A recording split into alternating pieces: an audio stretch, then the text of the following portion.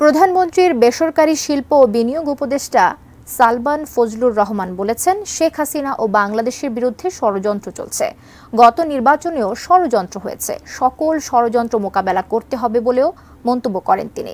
বিকেলে তেজগাঁওয়ে ঢাকা জেলা আওয়ামী লীগের কার্যালয়ে শেখ হাসিনার ৪৪তম স্বদেশ প্রত্যাবর্তন দিবস উপলক্ষে আয়োজিত আলোচনা সভায় তিনি এসব কথা বলেন। প্রধানমন্ত্রী শেখ হাসিনা বঙ্গবন্ধুর পরিকল্পনাকে বাস্তবায়ন করে বাংলাদেশকে এই অবস্থায় নিয়ে এসেছেন।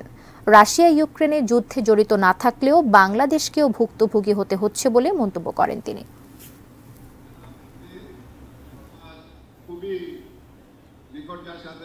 আমাদের বিরুদ্ধে, জননেত্রী শেখ হাসিনার বিরুদ্ধে, বাংলাদেশের বিরুদ্ধে অনেক ষড়যন্ত্র হচ্ছে এবং উনি এই ষড়যন্ত্রগুলি আমরা মোকাবিলা করেছি। গত নির্বাচনে আপনারা দেখেছেন নানান রকমের ষড়যন্ত্র, বলা হয়েছিল নির্বাচন হবে না, নির্বাচন আমরা করতে পারবো না।